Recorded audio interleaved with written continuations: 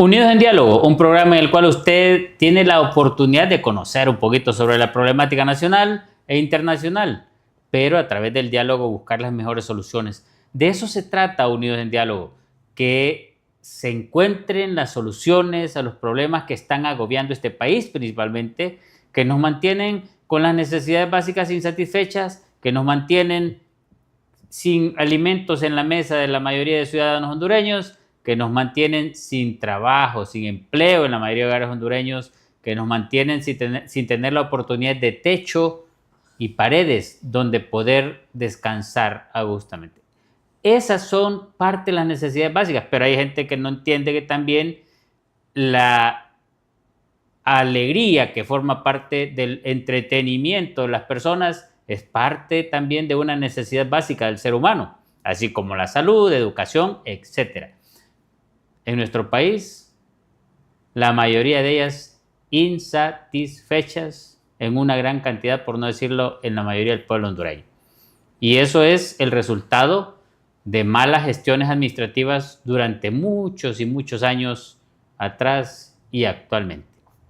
Pero bueno, basados en el artículo 72 de nuestra Constitución, que es la libertad de expresión para aquellos que lo ignoran, entonces tratamos de hacer lo mejor posible con ustedes, hablando de los diferentes temas de país.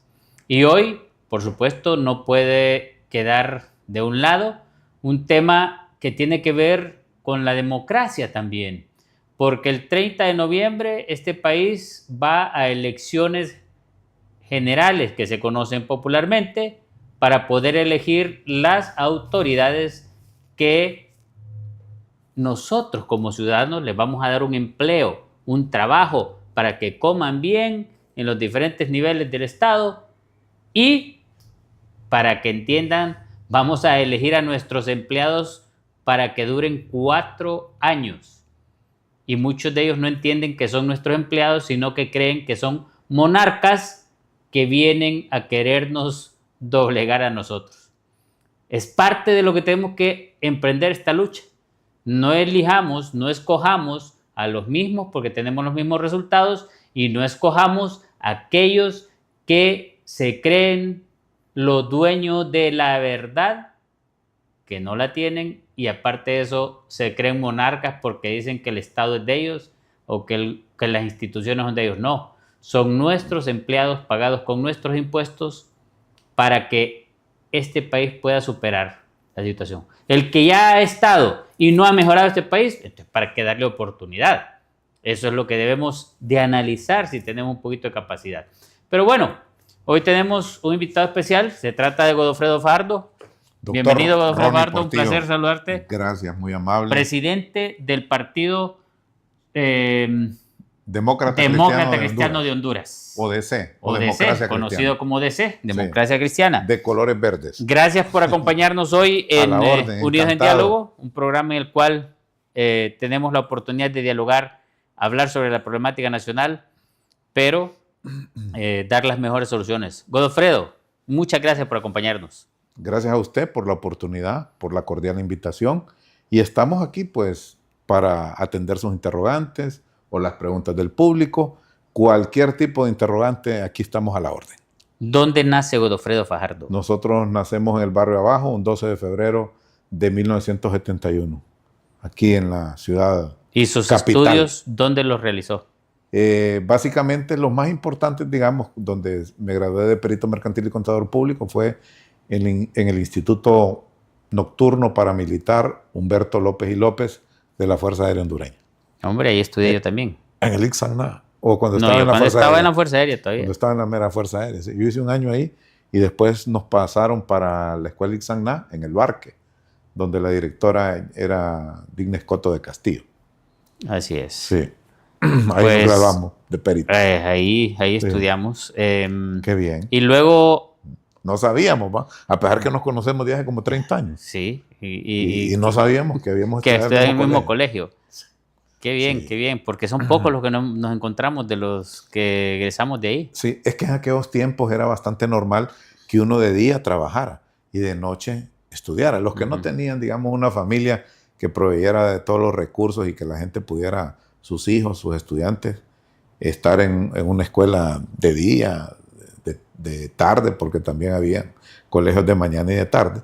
Entonces los que teníamos que trabajar para pagar, que no era tan caro, pero pues era muy común.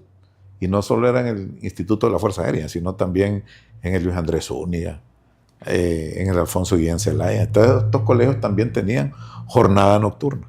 Pero creo que el mejor colegio a nivel nocturno, ahí por los años 80 y parte del 90, era la Fuerza Aérea Hondureña, porque daban servicio de bus, de transporte. Y el bus era los buses esos inmensos de la Fuerza Aérea Hondureña. Y iba un militar en la entrada, otro en la salida, y como los militares siempre han tenido aquí un cierto pool, un cierto poder, un cierto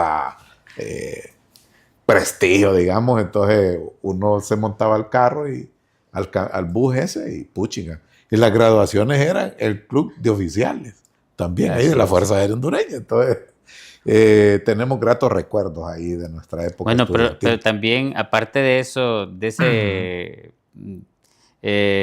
coyuntura militar, eran los mejores maestros porque eran los maestros en su mayoría del Instituto Central. Exactamente. O sea que ese colegio era prácticamente un apéndice del colegio del Instituto Central Vicente Cáceres. Los mismos maestros del Colegio Central Vicente Cáceres eran los mismos en la jornada nocturna del Humberto López y López. Digamos, Betty Henderson. Ella daba clases en el Central. Casi a mí todas las que me dieron Consuelo clases. Padilla. Todas las que me dieron clases ahí. En el Raúl Lagos. Raúl Lagos. Sierrita. Sierrita. Julio Cárcamo. Margarita. Julio Cárcamo. Guanlún. Sí. Margarita Guanlún. Sí. Buenos maestros. Deportillo. ¿Ah? Deportillo, de repente. Pues no lo recuerdo. Pues yo sí, porque sí. Bueno, es mi cuñada. Sí. No, pero bueno. Orgulloso, o sea, buena maestra. Buena maestra. Había mucho orden, mucha disciplina, mucha seriedad. Y uno entraba ahí y salía casi a las 10. Nunca. No, todo era. Nunca se fallaba, eran puntuales en la entrada y salida. Bueno, mencioné 3 profesores que ya murieron, ¿verdad? Betty Henderson, cariñosamente conocida como la muñeca, ya murió. En paz descanse. Sierrita también. Consuelo Padilla también. Buenos maestros. La de inglés, ¿cómo se llamaba? Que estaba hace años ahí también. Sí, esa es la última vez que la vi en un mall.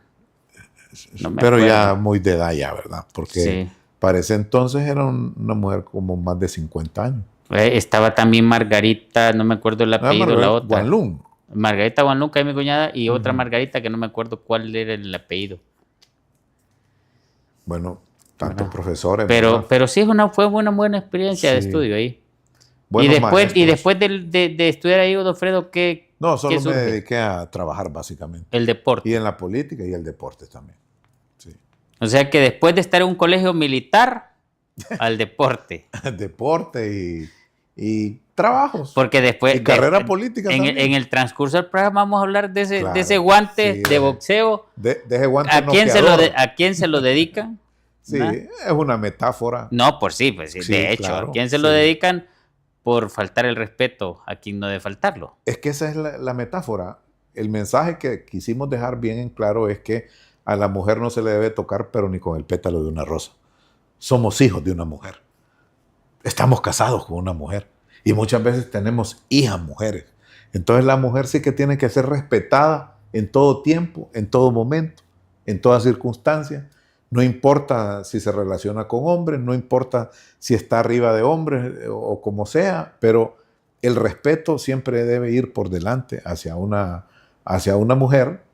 Y nosotros pues cuando no miramos la parte que se tratara de Cosette López, o pudo haber sido de cualquier mujer, porque también me entrevistaron y abordaron el tema de Edras Amado López, y también me referí en contra de esas actitudes energúmenas, violentas, machistas de Edras Amado López, y que soy amigo de Edras Amado López, pero eso no lo vamos a poder tolerar jamás, porque la mujer está para ser respetada, para ser amada. Pero si a uno le hacen admirada. Eso, si a uno le aplican la ley, ¿por qué al otro no le aplican la ley?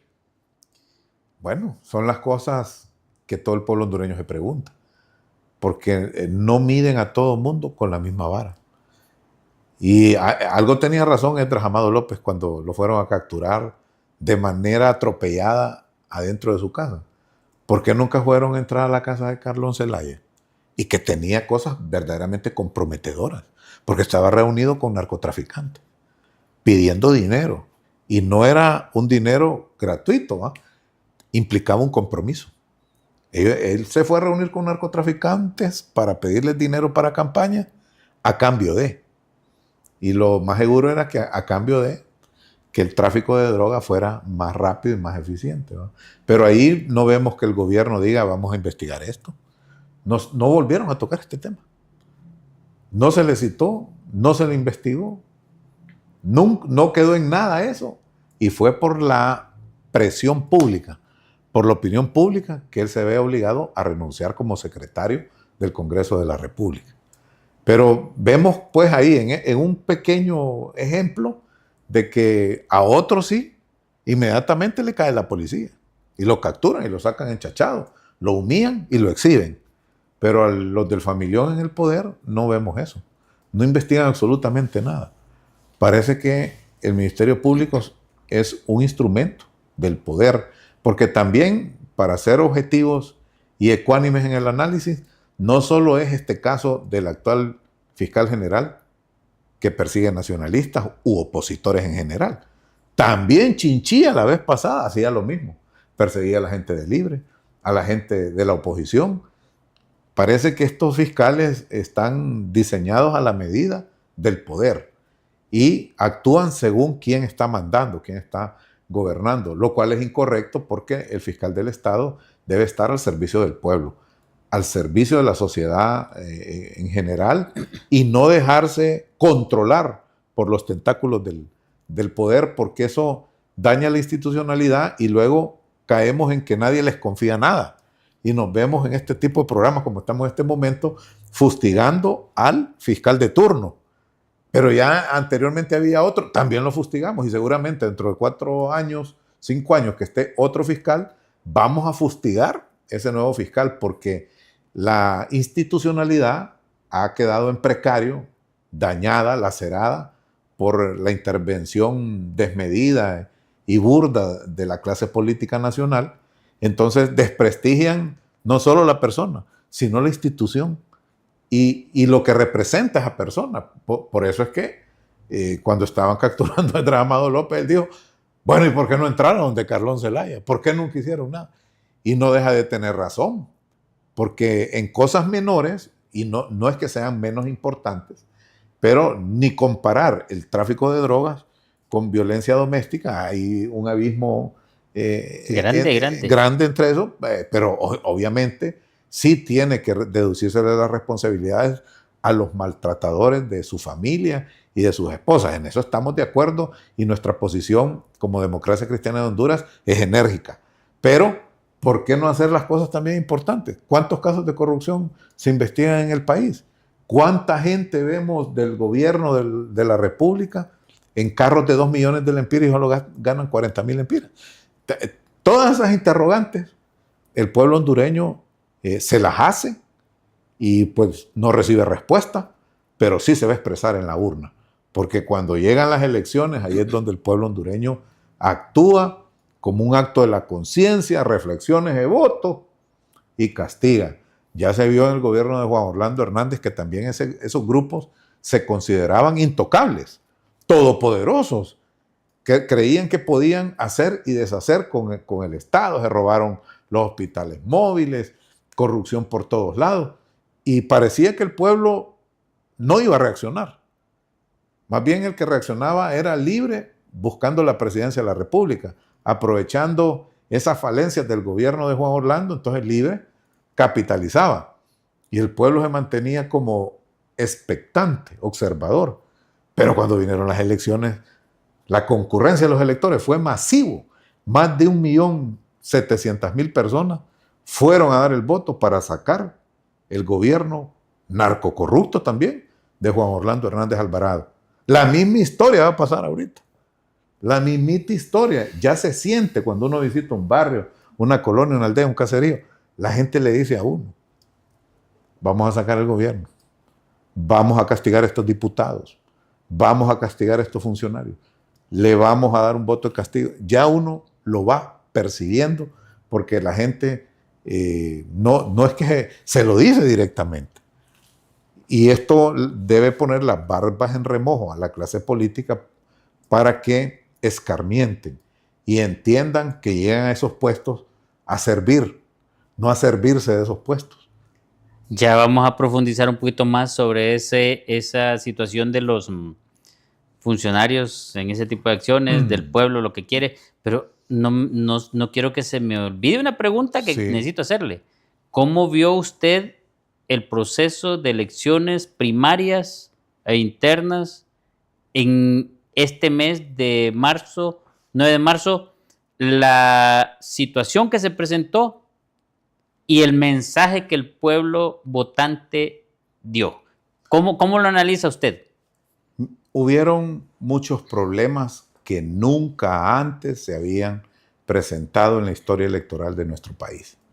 Esa tardanza de las urnas, un cuerpo castrense confrontado con los consejeros del Consejo Nacional Electoral, incumpliendo el mandato constitucional que dice que ellos serán los encargados de la custodia y traslado de las urnas. Se dieron todos esos problemas, usted tiene la Constitución en sus manos y ahí dice claramente que los encargados únicos y exclusivos de llevar las urnas y protegerlas son los militares. Si quiere se lo leo. Léalo. El capítulo 10 de la Defensa Nacional, artículo 272. Las Fuerzas Armadas de Honduras son una institución nacional de carácter permanente, esencialmente profesional, apolítica, obediente y no deliberante. Se instituye para defender la integridad territorial y la soberanía de la República, mantener la paz, el imperio de la Constitución, o sea, esto es la responsabilidad de ellos, mantener el imperio de la Constitución, o sea, ellos tienen que respetar y hacer que se respete, que es el juramento que todo funcionario hace cuando asume una responsabilidad, colocando su mano derecha y jurando cumplir con la Constitución, proteger y cumplir la Constitución y sus leyes. Eso es lo que les corresponde también. Los principios de libre sufragio y la alternabilidad en el ejercicio de la presidencia de la República, cosa que no cumplieron tampoco en el gobierno anterior. Sí. Pero bueno, eso, el que comete un error no significa que lo debe volver a cometer, y tampoco lo que fue malo ayer sigue siendo malo hoy. Cooperarán con la Policía Nacional en la conservación del orden público, a efecto de garantizar el libre ejercicio del sufragio, que ya lo establece aquí anteriormente, que es una de las responsabilidades, la custodia, transporte y vigilancia de los materiales electorales y demás aspectos de la seguridad del proceso. Del proceso. Seguridad del proceso. Ahí incluye todo lo que usted quiera en relación a ese mandato que tienen ellos. O sea que no solo es traslado y custodia de las urnas, sino la seguridad de todo el proceso. De todo el proceso. O sea, no es seguridad de las urnas. Porque nadie lo ha leído. Hasta es seguridad de todo el proceso. Aquí dice clarito. Y además, dice... Y demás aspectos de la seguridad del proceso. No dice de seguridad de las urnas, no. Dice seguridad de las urnas, traslado, transporte, seguridad de las urnas, pero también la seguridad del proceso electoral, señores. En su conjunto. Vean qué responsabilidad más grande, ¿va? Sí. El presidente de la República pondrá a las Fuerzas Armadas a disposición del Consejo Nacional Electoral desde un mes antes de las elecciones hasta la declaratoria de las mismas. Sí. O sea que, como no ha habido declaratoria, todavía depende del Consejo Nacional Electoral en relación a las elecciones conforme a la Constitución. Sí. No es que va a decirle la presidenta del Consejo Electoral, vaya a arrestarme a fulano, sutano, No, no. mengano, o cumple estas funciones de defensa del territorio, porque eso no les compete. Es en relación, para que no crean que somos brutos, hombre. ¿Ah? Sí. Para que no crean que somos brutos. Es Sí. en relación al proceso electoral. Por eso Exclusivamente. se lo Sí. leí aquí, Muy porque bien. en relación a eso, y lo vamos a abordar más allá, porque eso es importante lo que usted Sí. les dio a entender. Pero lo que yo quisiera saber en este momento para usted, ¿qué mensaje le dejó a usted, por ejemplo, que personas mayores de edad, jóvenes, personas de diferentes estratos sociales, estaban a las 7 de la mañana del día domingo esperando?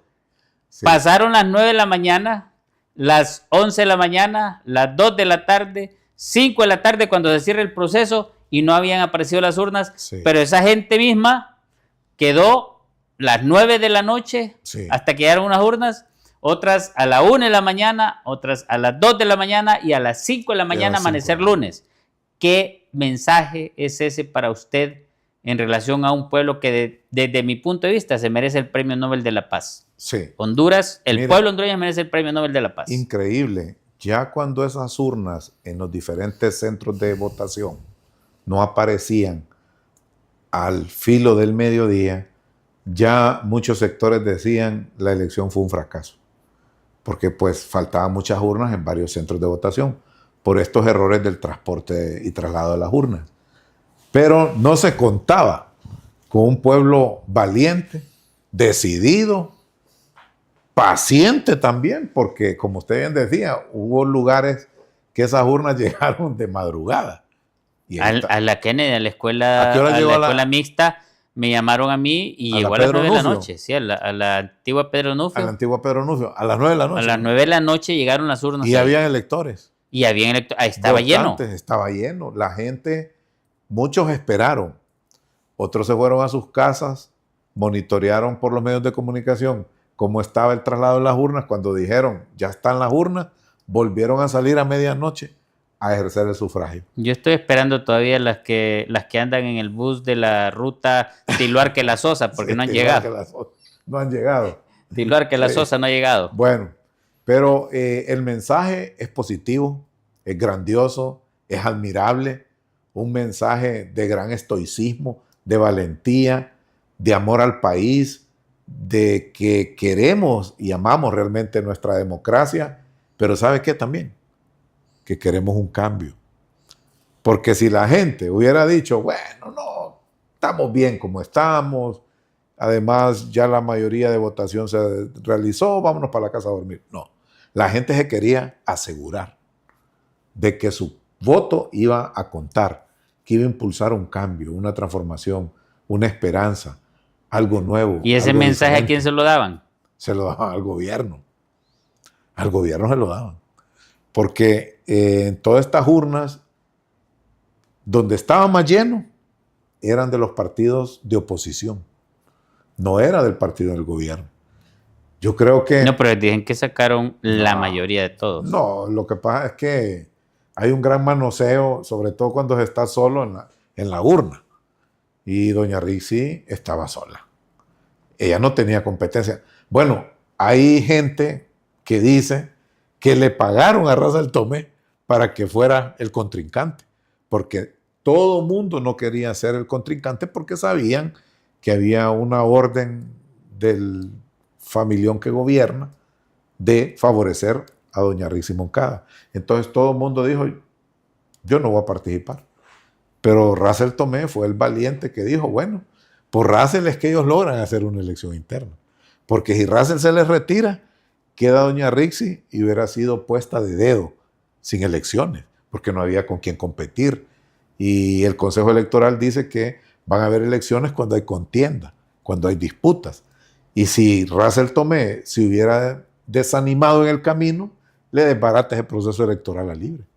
No había, ellos han dicho que son un partido grande, de una enorme membresía y militancia, pero si no tenían ni candidatos presidenciales. Nadie quería ser candidato presidencial ahí. Y no solo porque estaban enfrentando al poder de la familia Zelaya, personalizada en doña Risa y Moncada, sino que también ellos dicen, no hay satisfacción del pueblo, no hay una aceptación popular. Mejor es no participar. Porque si ellos supieran que hay efervescencia en el pueblo, que el pueblo los quiere, que los quiere volver a ratificar en el poder, cualquiera se lanza, aunque sea por una cuota de poder. Pero ellos, el olfato político les dice, porque ellos visitan comunidades, barrios y colonias, y ahí es donde ellos perciben el malestar casi generalizado del pueblo de que no los quiere ya, no los quiere ya. Pero tampoco es que están muriéndose de amor por el Partido Nacional, no. También el Partido Nacional tiene sus sinsabores, ¿verdad? Tiene sus falencias porque lo que sucedió en el gobierno pasado está muy reciente, de tanta corrupción, de tanto narcotráfico, y también la gente les tiene un recelo. Son reservados también con el Partido Nacional. Creo yo que los liberales sí se han Pero antes de que pasen los liberales, porque le voy a preguntar sobre eso también, pero antes de que pasen los liberales, ¿qué percibe la población en relación a lo que se rumora que Narri Asfura negoció con Manuel Zelaya Rosales? Pues ese es un secreto a voces. Pero ¿qué percibe la población? Que no solo lo dice la población, sino que las acusaciones se dan a lo interno del Partido Nacional. Fueron candidatos como Jorge Zelaya, candidatos como Carlos Portillo, no sé si es su primo o familiar. No. Ellos... Lleva el apellido, pero no ni lo conocía yo más bien. Bueno, ellos fueron los que elevaron su voz de protesta diciendo que Narri Asfura había entregado el partido a Mel Zelaya a cambio que le resolviera todos los problemas y todas las acusaciones que él tenía en el Ministerio Público.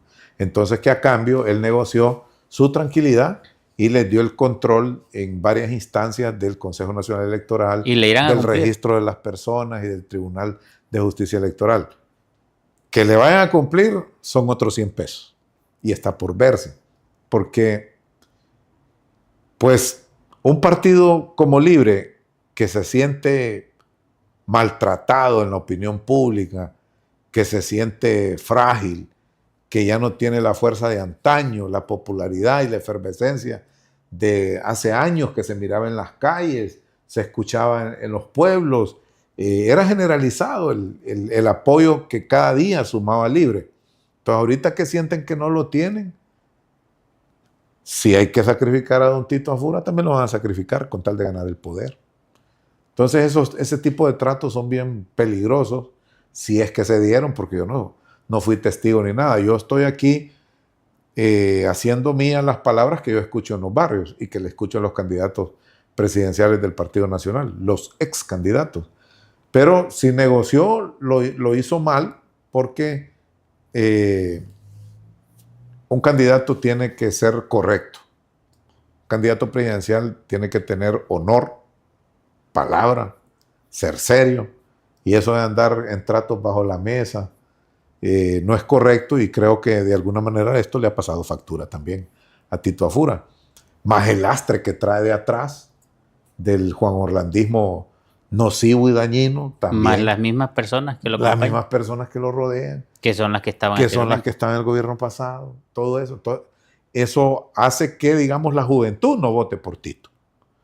No sé si esto vaya a cambiar, porque faltan 8 meses por delante, donde se van a desarrollar campañas, se van a generar propuestas, y a ver si la juventud, por ejemplo, las acepta y apoya con su voto. Pero también el voto independiente no se ve que esté proclive al Partido Nacional, por todo esto que estamos hablando. Más creo yo que el gran ganancioso de todo este proceso electoral fue el Partido Liberal. Porque estaba por el suelo. Vamos al Partido Liberal. ¿Cómo analiza usted la derrota de Jorge Calix ante una situación que era aparentemente abrumadora, campaña millonaria, que ni idea tengo yo cuánto invirtió en esa campaña y que se rumoraba que él iba a ser el candidato? Vamos a hablar de ese tema al venir de la pausa, porque sí es importante el análisis de un político como Godofredo Fajardo ante esa situación de lo que sucedió con Jorge Calix, que quedó prácticamente noqueado, hablando en el argot boxístico. Vamos a la pausa en Unidos en Diálogo y ya retornamos. Unidos en Diálogo, un programa en el cual usted tiene la oportunidad de escuchar, de poder discernir sobre la problemática nacional e internacional, pero a la vez dar las mejores soluciones para resolver lo que son los problemas de nuestra querida patria Honduras. Hoy estamos analizando algunas temáticas políticas, pero que tienen que ver con lo que nosotros vamos a tener la oportunidad de comer en los próximos 4 años, o nos quedamos sin comida, como decía una invitada venezolana la vez pasada aquí, que tuvo que huir porque no tenían qué comer y en algunos lugares incluso encontraba ella las patitas de los perros y las colas de los perros donde los destazaban para podérselos comer. Y otras cosas más que se han dicho aquí en Unidos en Diálogo, y no por nosotros, sino que por venezolanos que han vivido en carne propia la situación. Vea, no nos toque comernos a los perritos a nosotros también, si nos descuidamos de todo esto por no tener la vista en condiciones adecuadas para poder escoger, elegir y votar a las mejores personas y no a los mismos.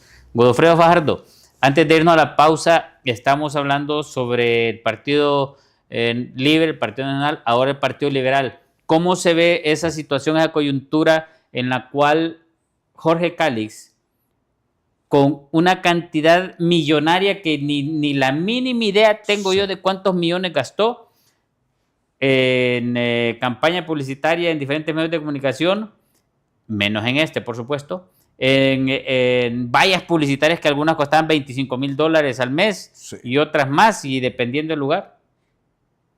Y siguen algunas todavía ahí que no las han terminado de quitar, ¿va? De seguro pagaron adelantado. Hasta esa capacidad se puede tener. Y no digamos en helicópteros, andaban en buenas lanchas, andaban en buenos vehículos, andaban en avanzadas, andaban repartiendo víveres, andaban repartiendo de todo lo habido y por haber en la campaña de Jorge Cálix en el Partido Liberal. ¿Cómo analiza usted ese fenómeno en relación a la pérdida de Jorge Cálix y a lo que ganó el ingeniero Salvador Nasralla Salem? También ahí hay otro mensaje bien curioso, bien interesante. ¿Por qué el dinero no le pudo a la popularidad? Usted bien decía, cantidades enormes de dinero en vallas, en caminatas, en concentraciones, en entrega de víveres, en pautas publicitarias, etcétera, etcétera, etcétera. Tanto ambiente que querían generar ese ambiente triunfalista. Y la gente no se dejó embaucar por los impactos publicitarios, por los símbolos externos, porque también trataban de controlar encuestas también. Pagaban encuestas donde salía Jorge Cálix arriba también. Y no funcionó nada de eso. Y fíjese que a mí me alegró, porque bueno, nosotros somos un partido sin recursos, un poco que no tenemos pues cómo desarrollar esas grandes campañas que vemos todos los días los hondureños en épocas electorales. Somos un partido digno, eso sí, de manos limpias, pero nos alegró mucho que no hayan ido a votar llevados por una canción folclórica, por una dádiva, porque me dieron una bolsa de comida, porque me pusieron un techo, porque me pusieron un piso, porque me ofrecieron un bono, un contrato. Y seguramente la gente agarró todo eso, porque lo andaban dando, la gente lo agarró, pero votó a conciencia, votó razonando su voto. Y eso es importante y nos da fe y esperanza a los demás partidos políticos que se ocupe el dinero, claro que sí. Pero ¿qué han razonado los liberales en esa situación? No va a ser decisivo el dinero en las próximas campañas, porque ahí quedó demostrado. Jorge Cálix, a grosso modo, podemos hacer un cálculo que hizo una inversión de campaña de cerca de 600 millones de lempiras y no pudo ganarle a la voluntad del pueblo que estaba por el lado de don Salvador Nasralla. Eso es una esperanza de que el pueblo está aprendiendo a votar, a razonar su voto, más allá de las cancioncitas y de los colores políticos. Me decía de don Jorge. Lo que le pregunto yo, al final de cuentas, esa voluntad de los liberales y de no dejarse apantallar por la campaña millonaria y tomar una decisión, ¿no le da ese un mensaje aparente diferente a lo que usted acaba de decir, incluso dirigido al mismo gobierno actual? Es que el mensaje que queda ahí, que es claro y directo, que el pueblo hondureño no va a vender su voto. Y si no hay buenos gobernantes, simple y sencillamente el pueblo los va a castigar en las urnas. Si no hacen gobiernos que estén a la altura de las necesidades de los grandes problemas nacionales, el pueblo los va a castigar. No importa lo que le den, no importa si vemos la televisión todos los días, cada 5 minutos, pautas publicitarias y que salgamos a la calle y miremos una tapicería de vallas y de afiches y de cruzacalles. El pueblo ahí demostró que no se va a dejar apantallar. ¿Lo habrán seguido relacionando con el gobierno? ¿Y libre? No, la pregunta que le hago, ¿lo habrán seguido relacionando a él con el gobierno? No, porque, parte de la derrota fíjense que en eso sí yo no creo, porque él ha sido un crítico y hasta duro del actual gobierno. Creo que él rompió definitivamente. No, pero él rompió las relaciones hasta que se aprobó la Corte Suprema, el Consejo Nacional Electoral, el fiscal general. Cuando ya no había que probar nada, se distanciaron. Bueno, buen punto ese que usted menciona, ¿verdad? Pero como eso es a los inicios de los gobiernos, entonces... No, hombre, eso fue el año pasado. No, pero en ese momento las cosas no estaban mal, no estaban deterioradas, no estaban divorciados, no, hombre, si desde el inicio que fue electo presidente del Congreso Nacional y no lo dejaron. Pero también recuerde que después lo contentaron dándole algunas posiciones en el Poder Ejecutivo y algunas instituciones como Copeco, como el Instituto de la Propiedad, como la Marina Mercante. El gobierno Mel Zelaya lo endulzó, lo tranquilizó, se quedaron bien. Por eso se pudo aprobar todos esos cargos públicos que usted menciona. Pero cuando vino el momento de la campaña electoral, él miró que había una gran preferencia, un favoritismo hacia doña Rixi Moncada. Eso fue el detonante que ahí definitivamente él rompió relaciones y se fue de ese partido. Algo que capitalizó a la perfección el Partido Liberal, porque el Partido Liberal estaba prácticamente por los suelos. Nadie estaba mencionando ya al Partido Liberal como un partido que podía competir por ganar el poder. Venían de una derrota catastrófica en las generales, en la interna habían logrado como 300,000 votos, estaban muy distantes de los partidos grandes que sí compiten por el poder. Y mire que en esa jugada, en esa apertura del Partido Liberal, permitió el ingreso de Jorge Cali y de Salvador Narrala. Y eso revolucionaron allá adentro, levantaron nuevamente la moral, las ganas de ganar una campaña, y los liberales reaccionaron en un lado o en otro, pero despertaron, que era lo importante, después de estar casi muertos. Lograron ellos renovar sus fuerzas, sus esperanzas, sus ideales, su optimismo, su motivación, y fue otro partido liberal, como el que se miraba hace años, que era bastante electorero. Uno miraba las urnas liberales, miraba las urnas nacionalistas y miraba las urnas liberales con más gente muchas veces, ¿verdad? Se miraba ese partido efervescente y se miraba esa bandera rojo, blanco y rojo en las casas, en los pueblos, y el Partido Liberal era el que ganaba más elecciones. Y entonces ellos pasaron a que cuando se da el golpe de Estado se dividen, una tajada se va con Libre, se forma Libre, queda el Partido Liberal reducido, pequeño, frágil, derrotado. Llegan estas dos figuras y le insuflan un nuevo ánimo, un nuevo espíritu, le insuflan optimismo, inyecciones de positivismo, y ahí están. Yo anduve también en un proceso electoral en la Democracia Cristiana de Honduras, anduve organizando todo el país también. Logramos llegar a 217 municipios y a 10 departamentos. Y cuando uno anda en esas reuniones de tipo político, entonces uno escucha la opinión de la gente. Y la gente decía Salvador Narrala. Y también decían Jorge Cali. Ya ahí ya no era un monopolio de Partido Nacional y libre. No, sí decían Partido Nacional, ¿va? Y decían Ana incluso, decían Tito, decían Doña Rixi, pero más mencionaban a los candidatos del Partido Liberal.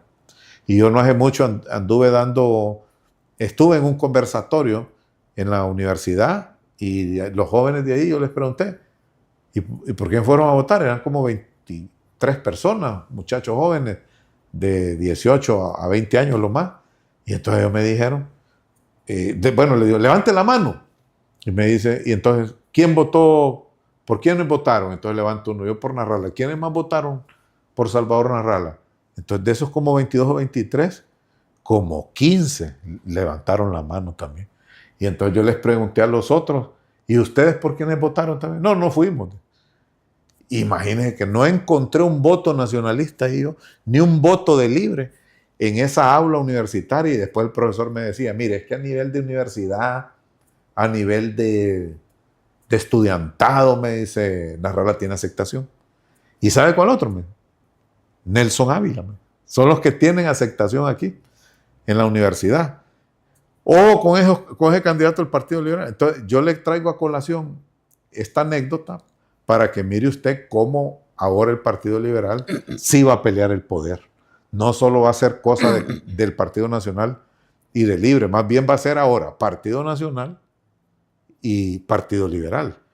Y dentro de los otros partidos, la Democracia Cristiana, que ha sido la cuarta fuerza política del país, también va a presentar buenas planillas, buenos candidatos a cargo de elección popular. Eso es lo que le iba a preguntar, ¿qué propuestas nos trae la Democracia Cristiana? ¿Quién es su candidato presidencial? ¿Quiénes son sus candidatos a diputados? ¿Quiénes son sus candidatos a las principales alcaldías del país? Nosotros tenemos definido el candidato a la alcaldía de la ciudad capital y de la ciudad de San Pedro Sula. Pero se está en este momento también haciendo todo un tamizaje de los afiliados y seguidores del Partido Demócrata Cristiano de Honduras, que ha sido un partido también fuerte, tal vez no como estos grandes partidos que les ingresa dinero hasta de la corrupción, del narcotráfico, y que estábamos hablando de las inversiones que hacía Cali y todo, y no sabemos de dónde proceden todos los dineros, ¿va? Dicho sea de paso.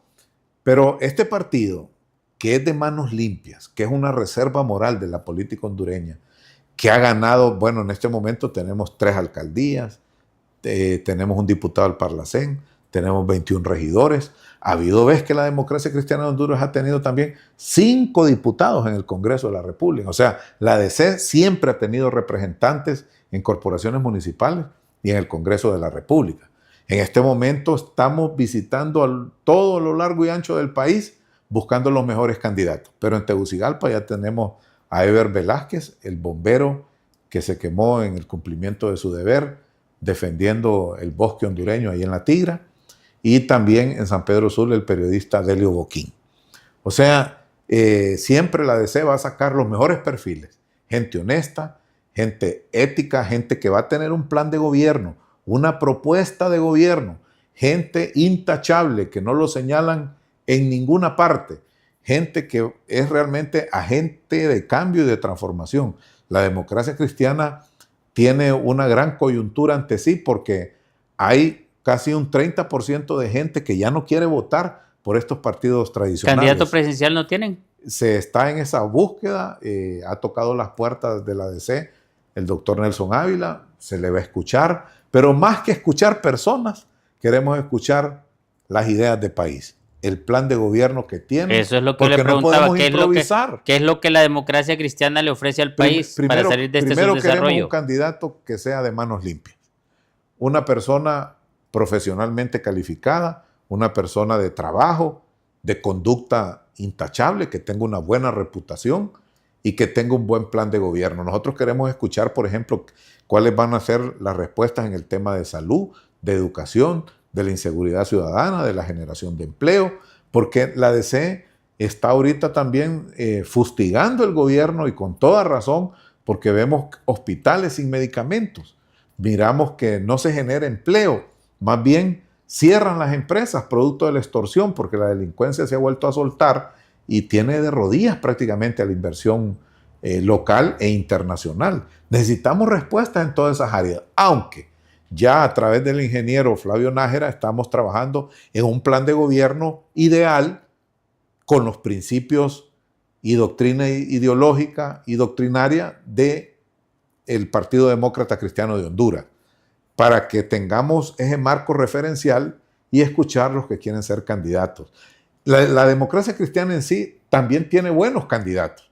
Tiene a la abogada Karen Guandique, tiene a don Efraín Díaz Arribiaga, gente de prestigio que tienen doctorados, maestrías, pero también el partido necesita una persona que también tenga los recursos económicos, que pueda desplazarse en todo el país, que pueda poner pautas de televisión, que pueda poner vallas, banners, los afiches, que pueda hacer mítines políticos, que pueda hacer caminatas, que pueda poder elaborar mensajes en la televisión y en las redes sociales y que pueda llegar a todo el pueblo hondureño y convencer que la democracia cristiana también es opción.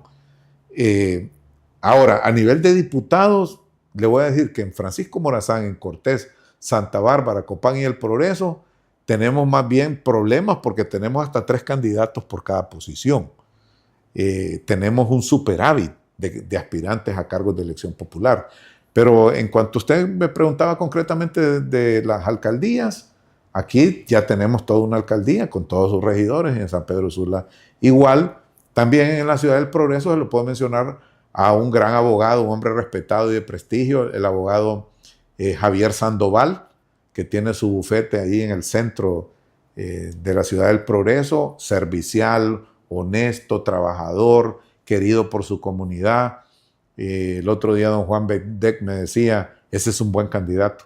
O sea, la democracia cristiana de Honduras va a presentar los mejores perfiles y gente nueva, caras nuevas, frescas, diferentes, intachables, porque la democracia cristiana ha sido una fuerza política importante en el país. Nosotros no somos partido de maletín, nosotros tenemos nuestra sede, tenemos nuestros vehículos, tenemos estructuras en todo el país, en todos los municipios, en aldeas, en caseríos, y hemos tenido estos logros que yo le mencionaba. Ha habido veces incluso que el Partido Demócrata Cristiano de Honduras tiene 5 diputados en el Congreso Nacional y 70 regidores y 5 alcaldes.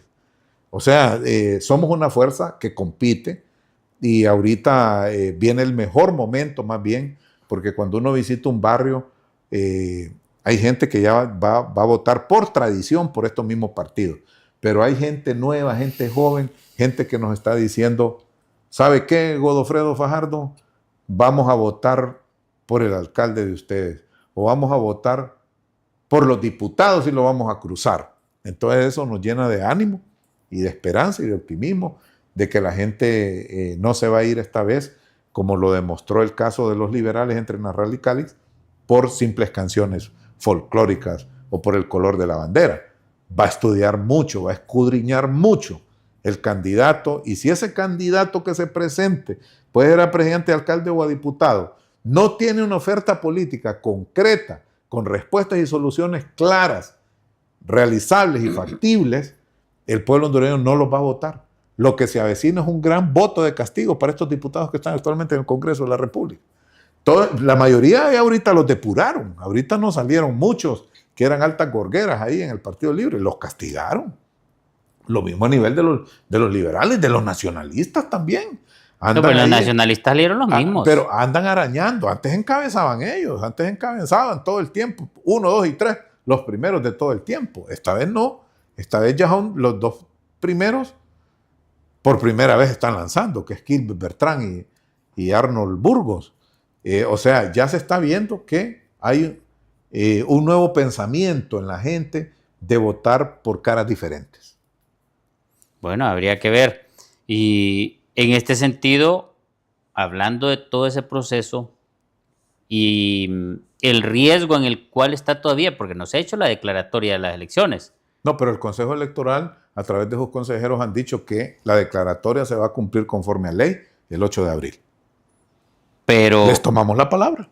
Pero ¿cree usted que no puede regresar el que supuestamente la amenazó con armas y con todo el Mickey y toda la cuestión a querer parar ese proceso? Es más, hay unas declaraciones por ahí que dijeron que deberían de estar presas esas 2 magistradas del Consejo, No, ella consejeras no. del Consejo No, ¿y Electoral? ellas por qué? Ellas por qué. Yo las he observado y ellas No, es que no lo digo yo. Yo le estoy diciendo lo que está en las redes sociales y lo que están diciendo algunos personeros de Libre. Bueno, es que Libre no deja de estar detrás de una más o menos conspiración para desestabilizar el Consejo Nacional Electoral. Pero no lo van a poder hacer, simple y sencillamente porque no tienen mayoría en el Congreso de la República. Y creo que en mantener el orden constitucional, en mantener los cargos que han sido electos por el Congreso Nacional, en eso sí va a estar bien unido el Partido Nacional y el Partido Liberal con sus bancadas en el Congreso Nacional de la República. No va a pasar cualquier intentona que tengan de cambiar personas, de conspirar contra consejeros. No, pero eso ya lo han logrado con 9 diputados. ¿Cómo dice? Ya lo han logrado con 9 diputados. En hacer otros alguna momentos acción. y en otros tiempos. No, en Ya este ahorita estamos en el año de las verdades y nadie le va a tolerar ilegalidades, ni abusos, ni atropellos, y mucho menos violaciones a la Constitución de la República. Ninguno de estos diputados, y con la por amenaza, malo que sea, va y a con la permitir amenaza eso. que sufrió la consejera presidente del Consejo Nacional Electoral, ¿cómo lo analiza usted? Pero ella denunció, no se quedó callada, denunció y desde ese momento ella puede decir que tiene el coraje y la valentía para defender su cargo y, más importante que eso, defender el proceso electoral. Porque aquí en los hondureños lo que nos debe de importar es que se desarrollen unas elecciones generales, que son las más importantes. Toda elección es importante, pero estas son las más importantes porque en esta votación ya queda el presidente, ya quedan los alcaldes, ya queda el diputado. Entonces, deben de generar un ambiente. Hoy nosotros sacamos un comunicado como Directorio Nacional de la Democracia Cristiana de Honduras pidiendo que ambas partes se reúnan, se reconcilien, analicen lo que pasó y busquen las soluciones para que los hechos no se vuelvan a repetir. Ya hay mandatos constitucionales. Cada quien tiene que desempeñar su rol. La embajadora norteamericana dijo también que los dos tienen que hacer lo que les corresponde. La Unión Europea más o menos en ese sentido. Entonces aquí nadie les va a permitir, por mucho poder o mucho atropellamiento que pueda tener el Congreso Nacional, que vayan a dar una remoción de gente en el Consejo Electoral. Eso sería el acabose para nuestra democracia. Entonces, ¿usted cree que el 30 de noviembre van a haber elecciones limpias? ¿No va a haber ningún tipo de fraude? Pero eso va a depender de cómo vaya el día a día de esta programación de todas las elecciones. Pero los hondureños necesitamos una elección creíble, confiable, transparente. Necesitamos que haya buena relación entre los actores ahí que desarrollan la campaña electoral, el proceso de las elecciones. Pero usted que ha estado en diferentes procesos electorales, ¿ha visto este proceso electoral reciente? No, y, y ha visto cómo es de una u otra forma el camino que agarran los que desean tener el poder, sí, conservar el poder, etc. Mire, yo esto que está pasando nunca lo había visto y que yo he estado como en 7 procesos electorales entre internos y generales. Nunca había visto yo unas Fuerzas Armadas desafiantes, vociferantes, como rebeldes, adentro del Consejo Electoral gritarle a una dama. Eso es incorrecto. Pero también la soberbia que transmite el jefe de las Fuerzas Armadas. Y luego lo vemos allá en una reunión de Consejo de Ministros a la par del perro amarillo. Antes lo habíamos visto y esta denuncia la hizo Salvador Narrala. Militares repartiendo comidas y cosas en concentraciones de Libre.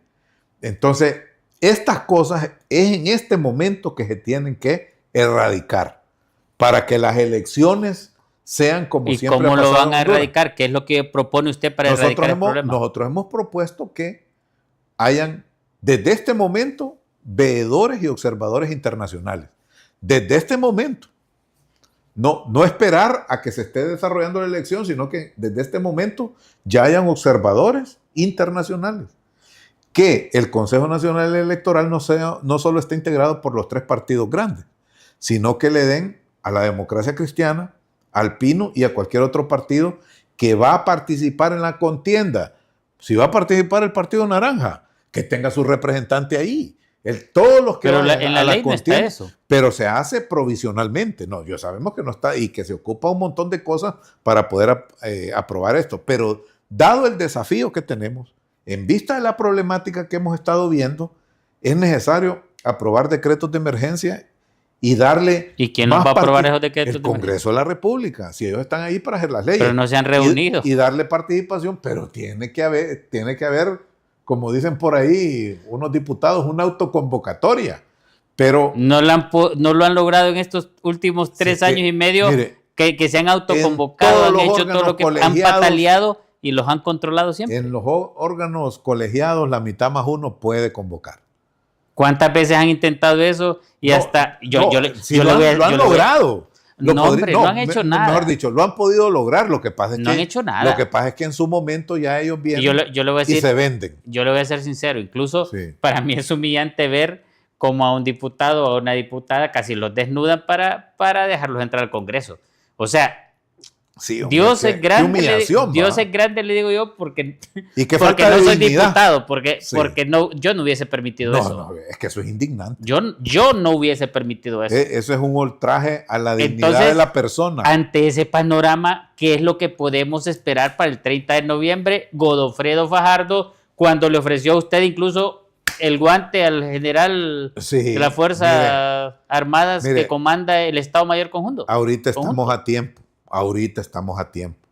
para enderezar todos esos entuertos, todos esos errores, todas esas equivocaciones. Pero la pregunta es ¿cómo? Tenemos que fortalecer el proceso con veedores internacionales, con nuevos representantes de los partidos políticos, con la participación de la sociedad civil también en la entrega y custodia de urnas, no dejarle todo a los militares, porque el problema es que los militares perdieron credibilidad porque tienen la jefa que es candidata presidencial. Ese es el problema. Que yo soy candidata a la presidencia de la República, soy la ministra de Seguridad y los chafarotes son mis subalternos. Ahí se degenera todo, porque ya me imagino la ministra dándole órdenes al Estado Mayor y el Estado Mayor sigue entendido, señor. Y en relación a esa orden que pudieron haber recibido del artículo 172 que leímos aquí, ¿cómo considera usted ese papel que jugaron las Fuerzas Armadas y que no siguieron al pie de la letra las letras de quién pudieron haber recibido órdenes? ¿De las magistradas del Consejo Electoral? No. ¿O de quién? No, aunque la Constitución de la República, usted ya lo leyó, y es claro de que estarán bajo la subordinación en el proceso electoral del Consejo Nacional Electoral. Las Fuerzas Armadas son apolíticas y van a estar supeditadas. Pero lo que dice el texto constitucional no lo aplicaron los militares, sino que se han dejado instrumentalizar. ¿Pero quién pudo haber dado la orden? Tiene nombre y apellido. Rixi Moncada. Porque es la única que se beneficia. Es la única que sale gananciosa de todo esto. Porque ella es la Pero jefe ellos de están diciendo que quienes dio la orden fue las magistradas o las consejeras del Consejo Nacional Electoral. Ahora, la otra pregunta es, ¿usted, según la ley, puede obedecer una orden ilegal? No. ¿Basados en lo que dice la letra de la Constitución? Ya lo dicen los códigos, no sé si lo dice el Código Civil o el Código Penal, pero nadie está obligado a atender o ejecutar una orden ilegal. No importa si la orden emana de un superior. Y entonces, pero las órdenes ilegales, nadie está por encima de la ley. Y entonces, en relación a eso, ¿quién tiene la culpa del fracaso, del pseudo fracaso del proceso electoral? Es que hay varios culpables, digamos.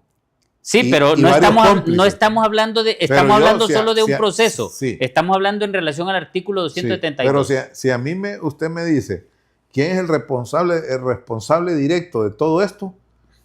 Rubén Hernández, jefe del Estado Mayor, porque él tiene un mandato constitucional. Y ahí le dice claramente que él será el encargado del traslado y custodia de las urnas. Y él no hizo eso. Si él miraba que las estaban subiendo a un pick-up, a un bus, a un taxi, saca este librito, como dice usted, tan sagrado, la Constitución de la República, y le dice a quien sea yo tengo un mandato constitucional y lo voy a cumplir. Y estoy supeditado a la Constitución de la República. ¿Cumplió la Constitución de la República? No la cumplió, Roosevelt? no la cumplió. Sí, pero es que tenemos ese Bueno, problema. ya hemos llegado al final del programa. Solo me gustaría escuchar si usted le vuelve a ofrecer lo que le ofreció a Roosevelt. En defensa de una dama, se lo ratifico. Y esta vez hasta para noquearlo. Es que tenemos que defender a la mujer. Tenemos que ser respetuosos con las damas. Mire, independientemente de que ellos estén en esa circunstancia, que tengan que trabajar juntos, usted tiene aquí subalternas mujeres y todo, y es el jefe, y el dueño del canal incluso. Pero usted tiene que ser respetuoso con las damas. Todos tenemos que ser respetuosos con la mujer. Por eso yo lo decía al inicio de su programa, a la mujer no se le debe tocar ni con el pétalo de una rosa. Sus palabras finales. Gracias por la invitación, muy amable. Nos hemos sentido excelentes en este programa, que es un programa beligerante, donde emanan soluciones, respuestas a la problemática nacional.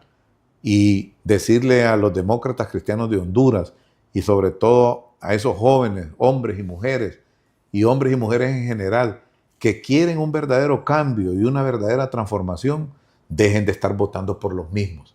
Voten distinto, hagan de la votación un acto de suprema reflexión y un acto de la conciencia.